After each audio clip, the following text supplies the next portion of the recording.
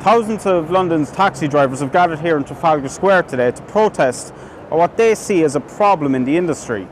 They believe that TfL and Boris Johnson are failing to regulate properly their industry, meaning they're losing money and apps like Uber are gaining popularity. The crux of the problem comes down to the fact that cab drivers say Uber's ability to calculate fares on the go and act as a taxi meter in private vehicles is against the law. Uber, which operates in over 120 cities in 36 countries around the world, allows customers book and pay for taxis using a smartphone app, which allows users to see exactly where Uber taxis are in relation to their position. Court summonses have already been issued against 6 Uber drivers by the Licensed Taxi Drivers Association in test cases that could affect all Uber drivers in London. The GMB Professional Drivers Union have called the introduction of apps like Uber a hammer blow, and it is clear from this protest in London, the union's members agree.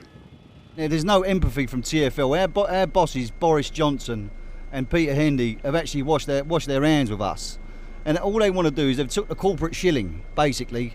And it took me 4 years to do this job. I'm a proud Hackney carriage driver.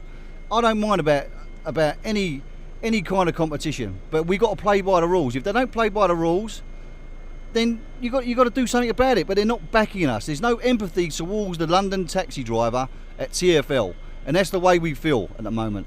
And how do you feel towards the drivers who are using the Uber app? Do you have antipathy towards them? No, listen, we're all brethren in one sense, but they're no competition for us. We're the finest in the world. We're the finest in the universe. We're the best cab drivers in the world. We go through the knowledge. Yeah, if you want to jump into an Uber cab, it's going to probably cost you more. You know, the guy probably won't be able to talk English, and I'm not being racist or anything like that. But sometimes that's what happens. This is the best cab. This is the best taxi service in the world, bar none. Do you think that this protest here today will have any impact? Do you think Boris Johnson will pay any attention? I don't think so. I think the writing's already on the wall. All we're doing is making a statement that this is the demise of the trade. If they don't stop it now, in a few years' time, people will look round and they'll say, whatever happened to the black cabs? I remember when we had black cabs in London, and they will be gone, and it will be too late.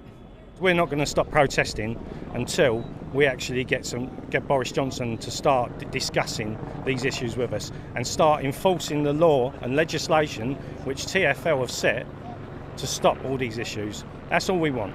So we want him to talk to us, sit down with us, and have a proper conversation where we can come to an agreement. All we want to define black and white, you know, what the London taxi trade can do and what the private hire vehicles can do. It's as simple as that. So with emotions running high and a large turnout like we've seen here today in London, it's clear that this is not a problem that's going to go away anytime soon. And with TfL's application to the London High Court for a legal ruling not expected before the end of the year, we could be facing a long summer of congested traffic in central London.